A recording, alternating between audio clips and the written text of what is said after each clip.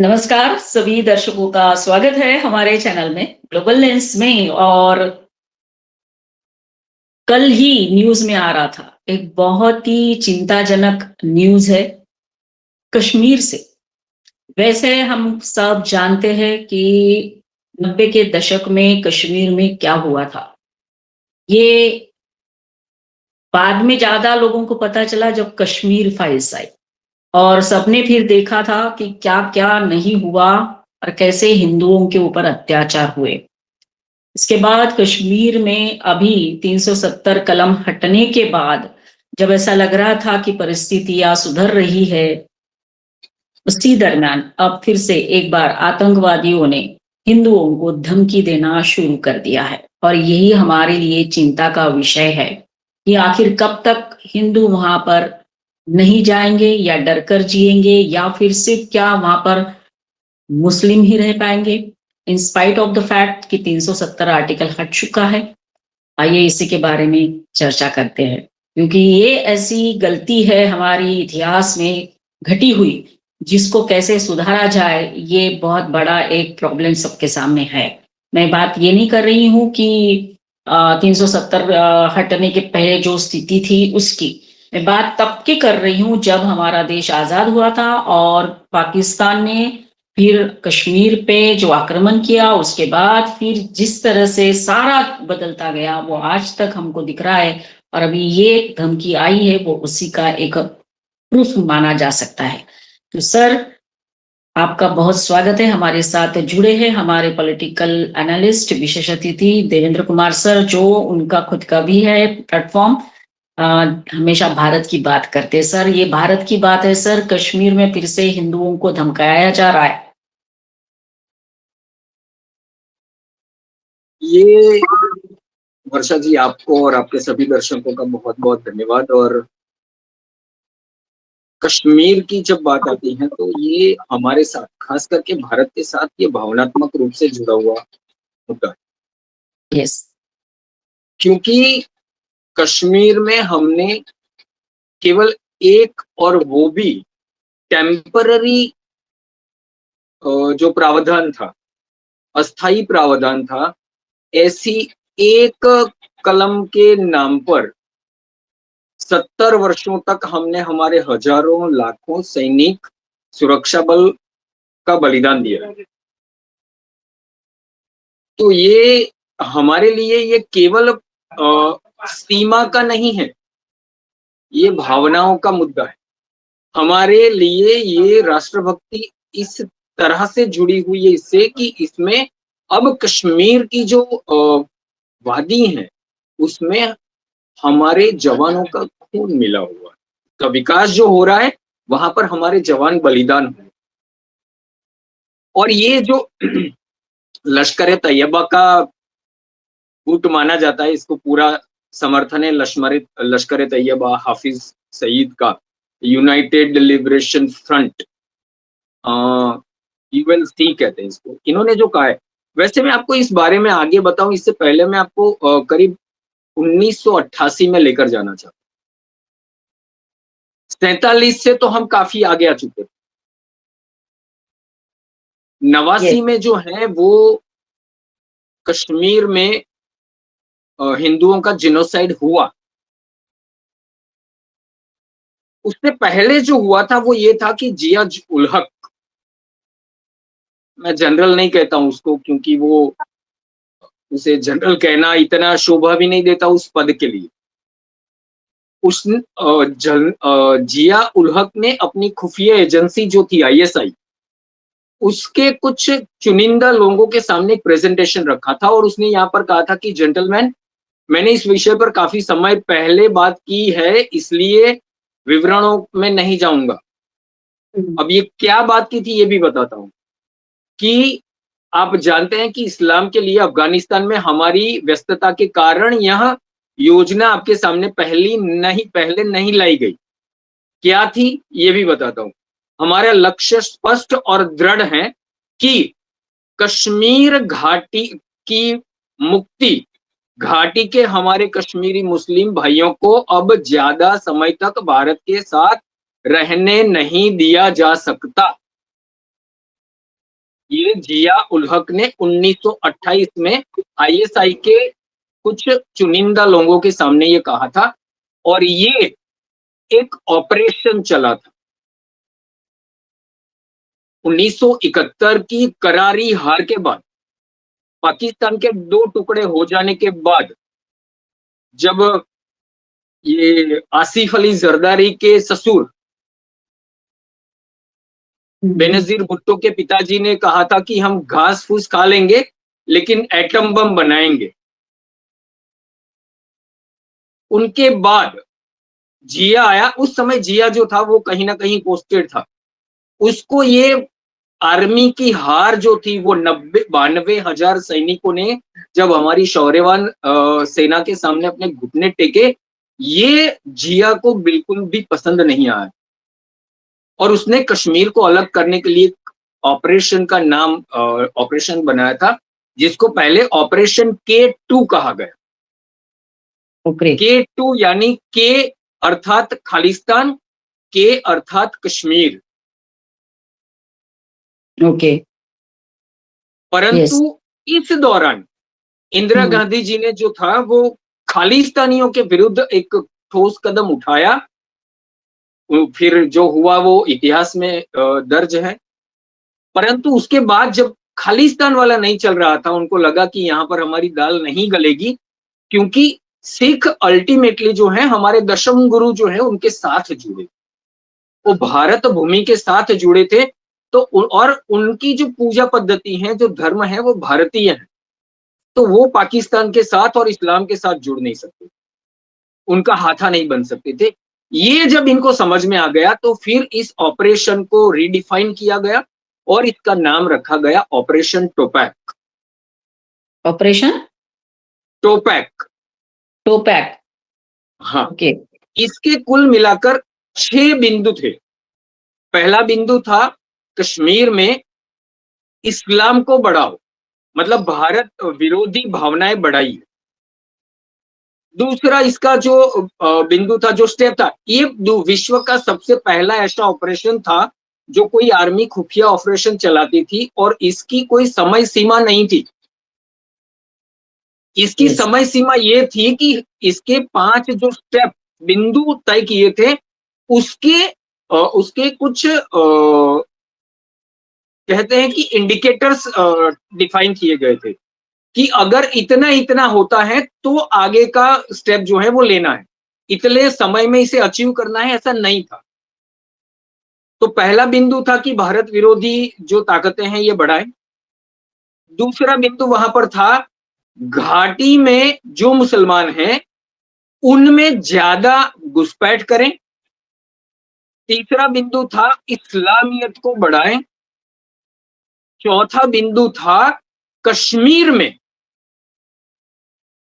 Hindu, non Muslim, और चौथा बिंदु था नॉन मुस्लिम को मारे।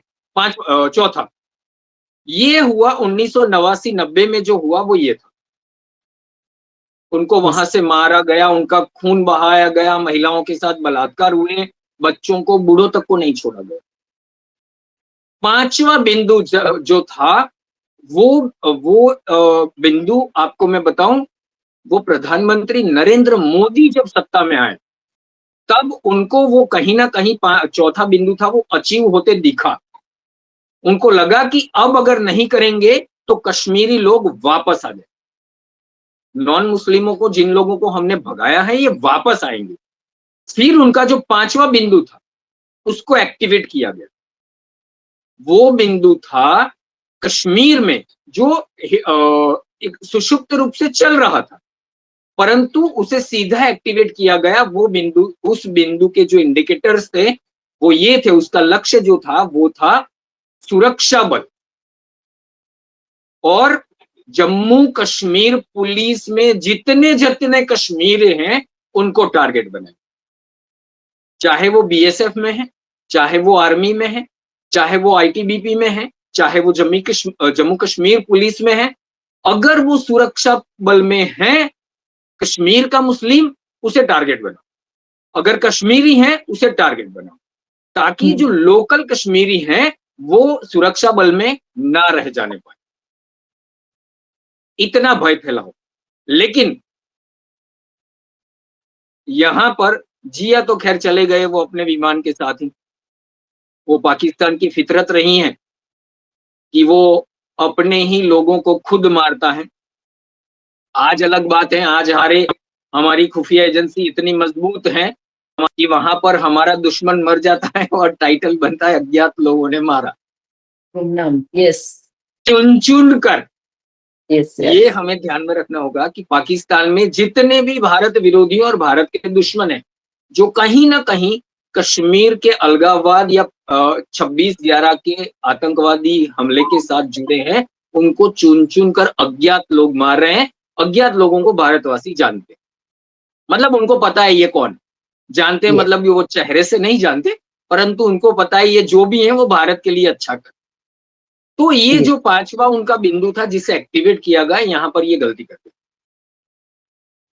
और ये जो बात थी, ये इस मामले में मैं ऐसा मानता हूं कि जम्मू कश्मीर के मामले में प्रधानमंत्री नरेंद्र मोदी और गृह मंत्री अमित शाह, इनका जो अभ्यास है, इनकी जो जानकारियां हैं, और नरेंद्र मोदी काफी समय तक जम्मू कश्मीर में जाते रहे, तो उनको करीब करीब मैं ऐसा कहता हूं कि कश्मीर का कोई जिला ऐसा नहीं है जिसमें प्रधानमंत्री नरेंद्र मोदी कभी नहीं गए, प्रधानमंत्री बनने से पहले। तो उनको वहां की भू राजनीति पता थी। फिर जो हुआ, जब 370 हटा, तो ये जो था इनको पूरा का पूरा फेल होता हुआ पता चला। और उसके बाद ऑपरेशन सिंदूर, और ऑपरेशन सिंदूर में जो हाफिज सईद का पूरा परिवार मरा, फिर वो मसूद का मरा, ये जो घटना हुई, हमारी शौर्यवान सेना वहां पर गई, उनके घर में जाकर मारा, तब ये जो फील्ड मार्शल आया बाद में, मुनीर मुनीर मुनीर ने फिर ये जो पूरा वाकया है, इसमें कहीं ना कहीं ऑपरेशन टोपैक जो था उसका एक अगला चरण हमें मानना चाहिए। ये वापिस से इन लोगों ने चौथे चरण को एक्टिवेट किया है। और ये चौथा चरण जो है, ये मैं ऐसा मानता हूं, मेरी ऐसी धारणा है, जिस प्रकार से चौथा और पांचवा चरण इन लोगों ने साथ साथ चलाया था, लेकिन पांचवा चरण जो था वो इतना एक्टिवेट नहीं किया था। तो ये अब वहां पर जो है, वैसे अगर देखने जाए तो पिछले 2 वर्षों से वहां पर जो कश्मीरी, नॉन कश्मीरी वहां पर है, उनको टारगेट चुनकर किया जा रहा है, आइडेंटिफाई कर कर उनको मारा जा रहा है। यस तो ये वैसे इतना तो है कि ये जो ऑपरेशन टोपैक है, ये कभी हमारे यहाँ पर एक ब्लेड आया करती थी, टोपैज का। हाँ, वो स्पेलिंग करीब करीब सेम ही है।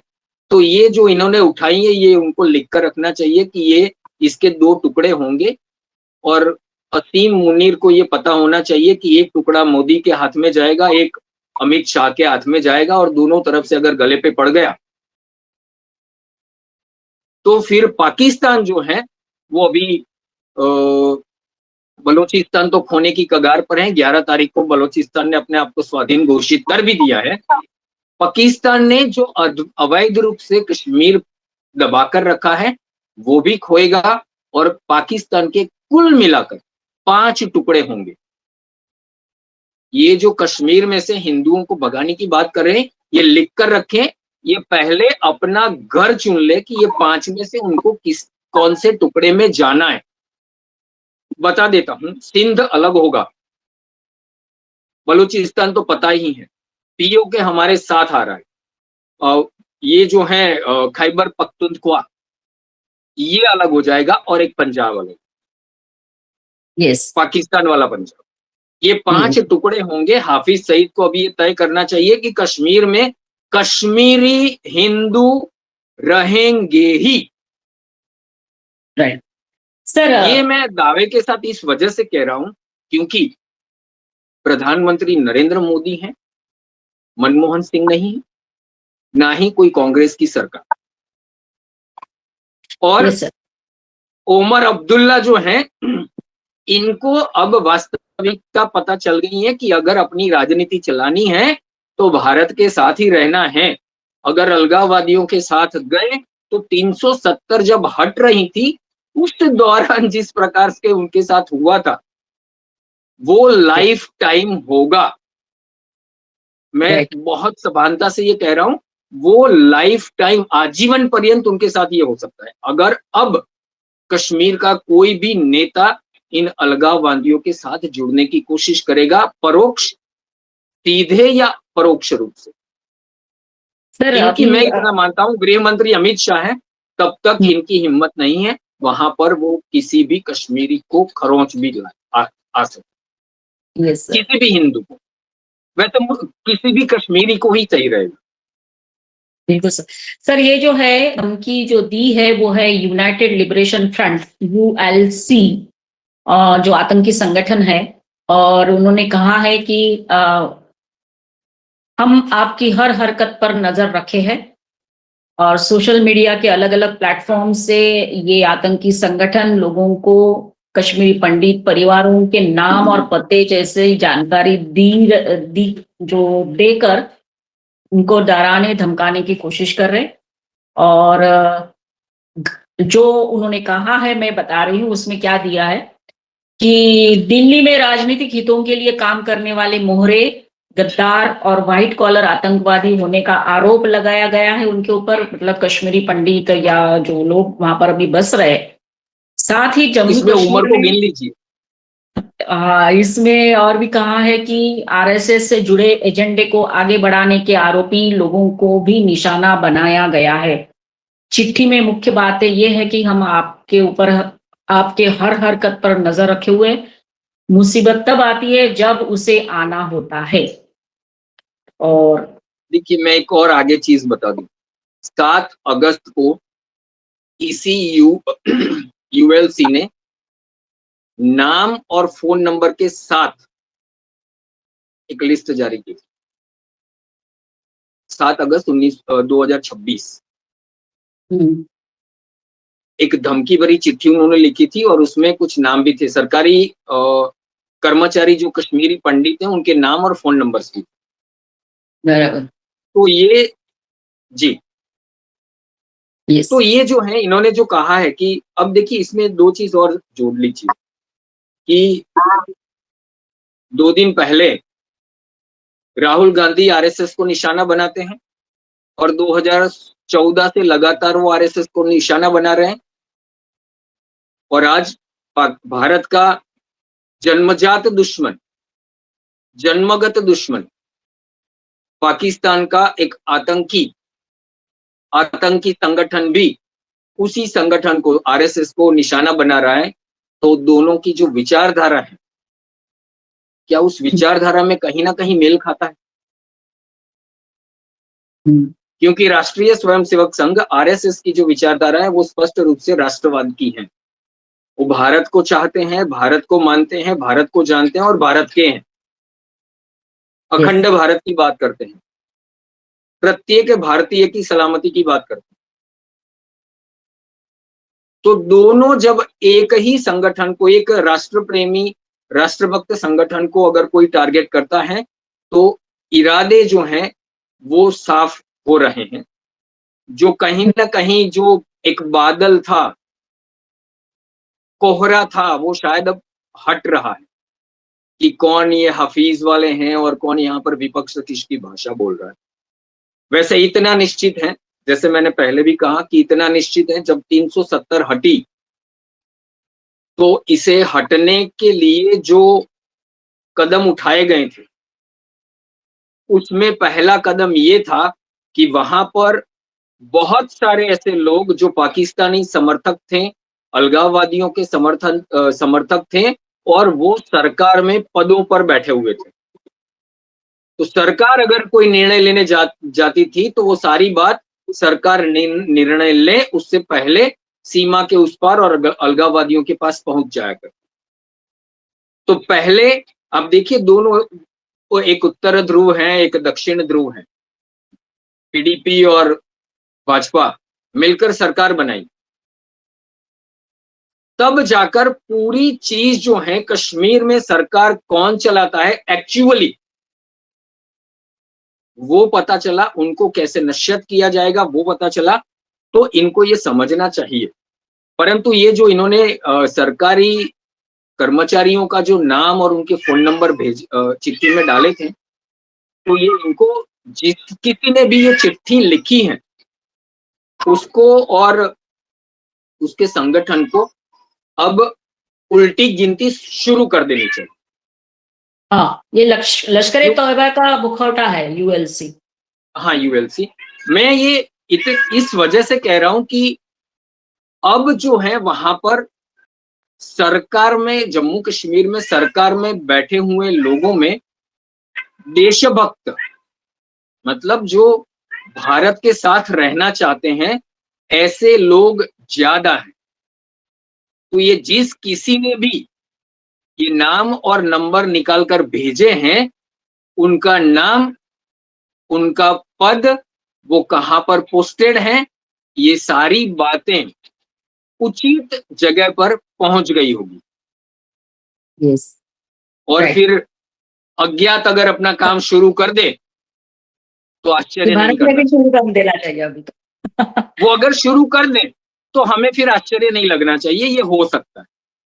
Yes, sir. कश्मीर में कोई एक बड़ा ऑपरेशन होने की कगार पर है, और ये जो ऑपरेशन होगा अगली बार, ये धमकी जो दी है, ये ऑपरेशन अलगाववाद जो फिर पनपने की कोशिश कर रहा है, हाफिज सईद और उसके पिट्ठू वहां पर बैठकर अगर वो ऐसा समझते हैं कि वो कुछ भी करेंगे तो वो नेस्तो नाबूद हो जाएंगे अब की बार, ये निश्चित है। क्योंकि देखिए, भारत की वर्तमान सरकार जो है वो लक्ष्य तय करके आगे बढ़ती है।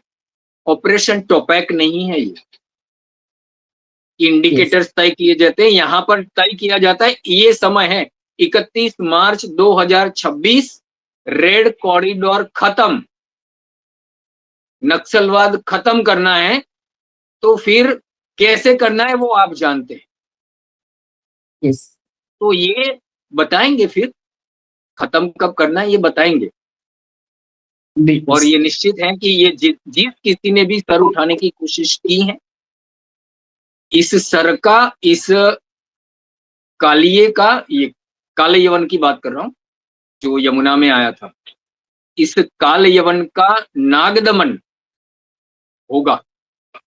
और ये लिख कर रखिए कि उसके फंड पर बैठकर हमारी शौर्यवान आर्मी अगर डांडिया ना खेली तो हाफिज ने ये समझ लेना चाहिए कि वो जहां पर पैदा हुआ था उसको उसकी माँ ने दूध नहीं पिला। ये निश्चित है, आने वाला समय हाफिज सईद और उसका जो भी ये गुर्गे हैं, ये पिट्ठू जो कश्मीर में और सीमा के पार हैं, ये अब खत्म होने की कगार पर आ चुके हैं। और वैसे भी कहते हैं कि दिया जब खत्म होने वाला होता है, वो बुझने वाला होता है, तो ज्यादा फड़फड़ाता है। ये वही फड़फड़ाहट है और ये अब बुझने वाली है। और सर, और हम आने वाले समय में पाकिस्तान ऑक्यूपाई कश्मीर जो है, वो कश्मीर भारत का हिस्सा ऑफिशियली बनेगा। बनना भी चाहिए सर। बलूचिस्तान अलग राष्ट्र बनेगा, सिंध अलग राष्ट्र बनेगा, पंजाब अलग होगा। पंजाब तय करेगा कि भारत के साथ जुड़ना है या उसे अलग रहना है। खैबर पख्तूनख्वा अलग हो जाएगा। Yes. और ये मैं थोड़ी बहुत जो समझ है मेरी कि हमारे खुफिया एजेंट कैसे काम करते हैं, हमारे धुरंधर जब वहां पर जाते हैं तो क्या करते हैं, तो वो थोड़ी बहुत जानकारी है, इस हिसाब से ये मैं पता। और दूसरा, प्रधानमंत्री नरेंद्र मोदी, हमारे एनएसए अजीत डोभाल और गृह मंत्री और संरक्षण मंत्री, हमारे रक्षा मंत्री, ये जो लोग 5 लोग मिलकर जो काम करते हैं जिस प्रकार से, ये जो पद्धति है, ये पूरे विश्व ने ऑपरेशन सिंदूर के दौरान देख ली। Yes. तो ये Right. कुछ ऐसा होगा कि मुनीर का सफाया और इनका भी सफाया और पाकिस्तान का भी सफाया ही हो जाए। कश्मीर के हिंदुओं को और कश्मीर के निवासियों को कुछ भी नहीं होगा, ये मैं लिख कर देता हूं, खरोंच तक नहीं आने देंगे। Right. क्योंकि चुनौती उठाना अगर चुनौती दी है तो उठाना और चुनौती उठाकर गाल पर थप्पड़ बजाना, ये वर्तमान भारत सरकार की नीति है। चुनौती दी है तो मुंह की खाओगे, ये लिख कर। Yes sir. और अगर नहीं पता, फील्ड मार्शल को पूछ लीजिए। सर अभी सर हम यही सोचेंगे, क्योंकि ऑपरेशन सिंदूर सर पॉज किया हुआ है। अगर कुछ इन्होंने किया हरकतें तो सर क्या होगा, ये हम बिल्कुल कॉन्फिडेंस के साथ, जैसे आपने बताया, कह सकते हैं कि नामो निशान मिट जाएगा। तो जिन्होंने भी ये धमकी दी है यूएससी, उनको ये जरूर याद रखना चाहिए, ऑपरेशन सिंदूर जारी है और इसके लिए हमारी सेना तैयार है। और हमको ये भी खुल बताया गया है, प्रधानमंत्री जी ने अभी भी बताया था जब लाल किले के प्राचीर से बात कर रहे थे, कि सेना को पूरी तरह से छूट दी गई है, वो डिसाइड करेंगे कहां पर कब क्या करना है।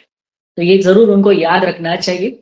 सर मैं आपको धन्यवाद देती हूँ, आप हमारे साथ जुड़े, चर्चा की, और सभी दर्शकों को कहेंगे हमारा ये वीडियो जरूर देखिए, लाइक करिए, कमेंट करिए, शेयर करिए और चैनल को सब्सक्राइब करिए। धन्यवाद सर। जय हिंद, वंदे मातरम, जय श्री राम। जय हिंद, वंदे मातरम, जय श्री राम।